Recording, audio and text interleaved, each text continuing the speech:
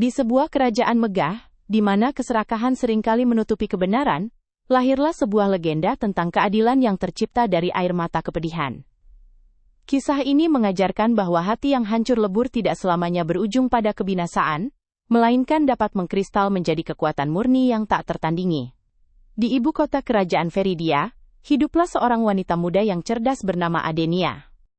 Ia memiliki keturunan ras Asia Selatan dengan kulit coklat gelap yang menawan dan rambut hitam lurus yang menjuntai hingga sebatas pinggang. Tinggi badannya sekitar 160 cm, dengan sepasang mata berwarna coklat keemasan yang selalu memancarkan kehangatan. Adenia adalah putri tunggal dari Menteri Keuangan Istana yang sangat dihormati oleh rakyat. Kehidupan sempurna Adenia hancur seketika ketika ayahnya menghilang secara misterius pada suatu malam badai. Bersamaan dengan hilangnya sang ayah, separuh dari cadangan emas kerajaan di ruang pusaka juga lenyap tanpa jejak. Raja yang murka segera menuduh ayah Adenia sebagai pencuri dan pengkhianat negara. Nama baik keluarga Adenia hancur, dan semua harta benda mereka disita oleh pihak istana.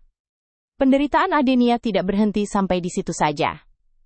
Tunangannya yang bernama Kaelar, seorang bangsawan muda yang tampan namun licik, secara sepihak membatalkan rencana pernikahan mereka. Kaelar bahkan berdiri di barisan paling depan untuk mencaci maki keluarga Adenia di hadapan publik. Pengkhianatan Kaelar menjadi pukulan paling menyakitkan yang merobek hati Adenia hingga tak bersisa. Adenia diusir dari kediamannya sendiri, dengan hanya mengenakan pakaian usang dan sebuah selendang tua.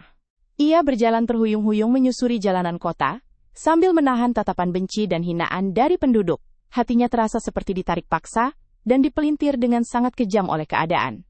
Ia kehilangan ayah yang dicintainya, kehormatannya, dan masa depannya dalam waktu satu malam. Dengan sisa tenaga yang ada, Adenia melarikan diri ke sebuah bukit tandus di pinggiran kota. Di atas bukit itu hanya terdapat sebuah pohon rindang yang telah mati dan mengering.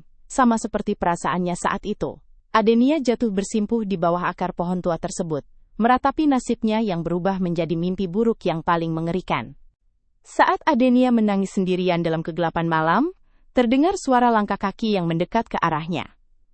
Seorang pria jangkung dalam balutan zirah prajurit kerajaan muncul dari balik kabut.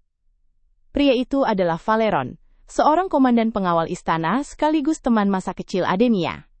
Valeron memiliki keturunan ras Asia Tengah dengan kulit kuning langsat dan rambut coklat gelap yang sedikit ikal. Tinggi tubuh Valeron mencapai 182 cm, dengan bahu tegap dan sorot mata yang selalu waspada. Ciri khas paling mencolok pada wajahnya adalah sebuah bekas luka melintang di rahang kirinya akibat pertarungan masa lalu. Berbeda dengan orang-orang di istana, Valeron tidak pernah mempercayai tuduhan palsu yang dijatuhkan kepada ayah Adenia. Ia datang ke bukit itu untuk memastikan keselamatan gadis yang diam-diam ia cintai tersebut. Valeron melepaskan jubah hangatnya dan menyelimutkannya ke bahu Adenia yang gemetar kedinginan. Ia berlutut di hadapan Adenia, menatap mata emas gadis itu yang kini redup oleh kesedihan yang mendalam. Dengan suara yang tegas dan lembut, Valeron bersumpah atas nama nyawanya untuk membersihkan nama baik keluarga Adenia. Ia berjanji akan menemukan ayah Adenia, baik dalam keadaan hidup maupun mati. Kehadiran Valeron memberikan secercah kehangatan di tengah badai keputusasaan yang menyiksa batin Adenia. Adenia menyadari bahwa ia tidak sepenuhnya sendirian di dunia yang kejam ini. Persahabatan tulus dari Valeron menjadi satu-satunya sauh yang menahan kewarasan Adenia agar tidak hanyut. Mereka berdua kemudian menyusun rencana secara sembunyi-sembunyi untuk mengungkap misteri hilangnya emas kerajaan. Mulai malam itu, Valeron menyembunyikan Adenia di sebuah pondok terbengkalai di tepi hutan. Pada siang hari, Valeron menjalankan tugasnya di istana, sambil mengumpulkan serpihan informasi yang mencurigakan. Sementara itu, Adenia menggunakan kecerdasannya untuk menganalisis setiap petunjuk yang dibawa oleh Valeron. Mereka mulai bekerja sama bagaikan dua sisi mata uang yang saling melengkapi. Bulan berganti, penyelidikan rahasia mereka mulai membuahkan hasil yang mengejutkan. Valeron menemukan kejanggalan pada buku catatan penjaga gerbang utara yang bertugas pada malam kejadian hilangnya emas tersebut. Beberapa halaman buku tersebut telah dirobek secara paksa untuk menyembunyikan jejak kereta kuda yang keluar dari istana. Adenia dengan sigap mengenali sisa noda tinta khusus pada pinggiran kertas yang robek itu. Tinta ungu tersebut sangat langka, dan hanya digunakan oleh kalangan bangsawan tingkat tinggi. termasuk keluarga Kaelar. Kecurigaan Adenia semakin menguat ketika Valeron melaporkan bahwa Kaelar baru saja membeli sebuah tambang batu terbengkalai di luar kota. Tambang itu dibeli dengan harga yang sangat mahal secara tunai, sesuatu yang mustahil dilakukan oleh keluarga Kaelar yang sebenarnya sedang dililit utang. Fakta ini bagaikan pisau yang kembali menggores luka lama di hati Adenia. Pria yang dulu berjanji akan mencintainya selamanya ternyata adalah dalang di balik kehancuran keluarganya. Rasa sakit akibat pengkhianatan itu membuat dada Adenia terasa sangat sesak hingga ia sulit bernapas. Namun, Valeron selalu ada di sisinya, menggenggam tangannya untuk memberikannya kekuatan agar tidak menyerah. Mereka memutuskan untuk menyusup ke tambang batu milik Kaelar pada tengah malam, saat penjagaan sedang lengah. Perjalanan menuju lokasi tersebut sangat berbahaya, karena melewati jalur hutan yang dipenuhi hewan buas dan jurang terjal. Valeron berjalan di depan dengan pedang terhunus, memastikan setiap langkah Adenia aman dari bahaya. Dedikasi sang prajurit membuat hati Adenia perlahan luluh oleh rasa aman. Setibanya di mulut tambang, mereka melihat sekelompok tentara bayaran sedang berjaga dengan obor di tangan. Valeron dan Adenia menyelinap melalui celah ventilasi sempit yang tertutup semak belukar agar tidak ketahuan. Udara di dalam tambang sangat lembab dan berbau karat, menambah ketegangan yang menyelimuti penyelidikan mereka. Misteri terbesar yang mereka cari akhirnya sudah berada di depan mata. Saat mereka merayap menyusuri lorong tambang yang gelap, mereka tanpa sengaja menyenggol tumpukan alat tambang yang berkarat.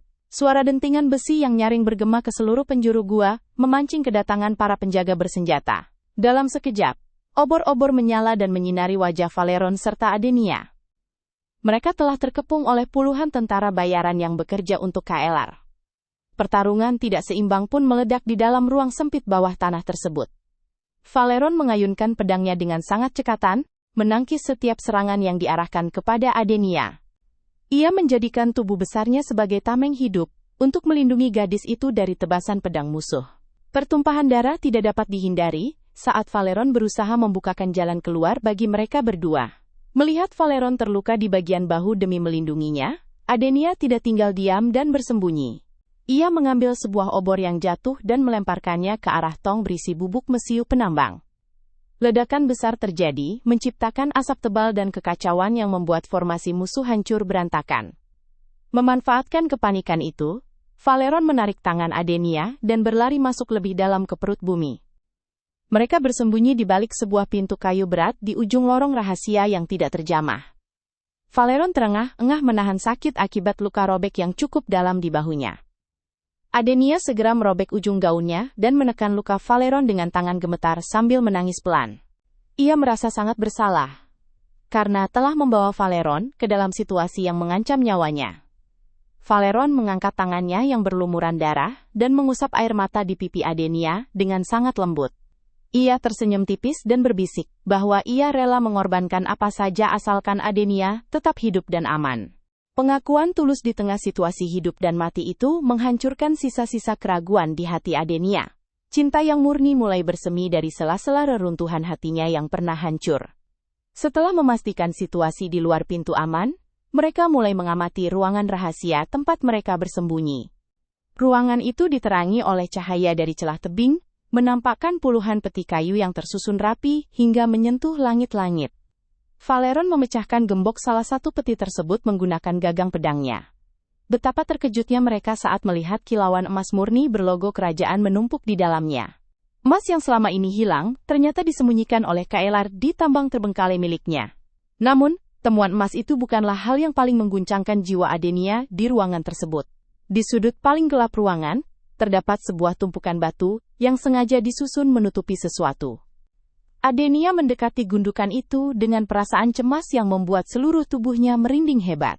Ketika Valeron membongkar batu-batu tersebut, mereka menemukan kerangka manusia yang mengenakan cincin stempel Kementerian Istana. Itu adalah jasad ayah Adenia yang telah dibunuh dengan kejam dan disembunyikan di tempat itu. Di sebelah jasad tersebut, terdapat sebuah surat pengakuan paksa yang belum selesai ditandatangani, membuktikan bahwa sang ayah menolak bekerja sama dengan Kaelar. Sang menteri lebih memilih mati daripada mengkhianati kerajaannya. Kenyataan pahit itu menghancurkan pertahanan mental Adenia hingga ke titik yang paling rendah. Hatinya benar-benar terpelintir, bagaikan polong kering yang dipaksa pecah oleh tekanan yang luar biasa. Ia berteriak histeris, meratapi kepergian sang ayah, dan merutuki kelicikan KLR yang telah merusak segalanya. Kesedihan dan kemarahan bercampur menjadi satu, menciptakan badai emosi yang sangat menyakitkan. Valeron memeluk erat tubuh Adenia yang meronta-ronta dan memberontak dalam pelukannya. Ia membiarkan gadis itu meluapkan semua kepedihan yang menyiksa dadanya hingga suaranya serak dan habis. Luka hati akibat pengkhianatan ini sungguh sangat dalam, mengiris setiap lapisan harapan yang pernah Adenia miliki. Hari itu, jiwa Adenia yang lama mati terkubur bersama kebenaran kelam yang ia temukan. Setelah berhasil melarikan diri dari tambang membawa bukti penting, Valeron membawa Adenia kembali ke Bukit Gersang yang sunyi. Adenia duduk termenung di bawah pohon tua yang mati, persis seperti saat pertama kali ia diusir dari istana. Rasa sakit yang ia alami, kini telah melampaui batas tangisan biasa manusia. Tanpa ia sadari, air mata yang menetes dari kedua mata emasnya, perlahan berubah warna menjadi merah pekat bak darah. Tetesan air mata kepedihan itu, jatuh ke atas tanah gersang, dan meresap masuk ke dalam akar pohon yang telah mati. Alam seolah beresonansi dengan rasa sakit luar biasa yang dirasakan oleh seorang gadis tak bersalah. Perlahan-lahan, keajaiban aneh mulai terjadi pada batang pohon besar yang selama ini mengering dan keropos tersebut. Sulur-sulur hijau mulai merambat keluar dari kulit kayunya yang mati. Dalam hitungan menit, pohon raksasa itu menumbuhkan daun-daun kecil yang sangat lebat dan rimbun menutupi langit. Ratusan polong hijau muncul dari balik dedaunan, memanjang dan melengkung menyerupai sabit yang tajam. Polong itu kemudian mengering dengan sangat cepat, berubah warna menjadi coklat tua yang keras. Proses ini mencerminkan rasa sakit yang mematangkan dan mengeraskan hati. Tiba-tiba, terdengar suara gemeretak yang sangat nyaring bersahutan dari atas dahan pohon ajaib tersebut. Kulit polong yang kering itu terpelintir dan pecah secara serentak, mewakili hati Adenia yang hancur berantakan. Dari dalam polong-polong yang pecah tersebut, berjatuhanlah ribuan biji kecil berwarna merah darah yang sangat mengkilap. Biji-biji itu menghujani Adenia dan Valeron bagaikan permata merah yang jatuh dari langit. Adenia memungut salah satu butiran merah tersebut, dan merasakan permukaannya yang sangat keras dan kokoh. Air mata darahnya telah mengkristal menjadi sebuah entitas baru yang melambangkan kekuatan tak tergoyahkan. Luka hatinya tidak lagi berupa keputusasaan yang melemahkan, melainkan tekad bulat yang menyala merah untuk menegakkan keadilan. Biji-biji kemerahan ini kemudian dinamakan sebagai biji saga. Keesokan harinya, Valeron membawa Adenia yang kini melangkah dengan penuh wibawa menuju aula utama istana raja.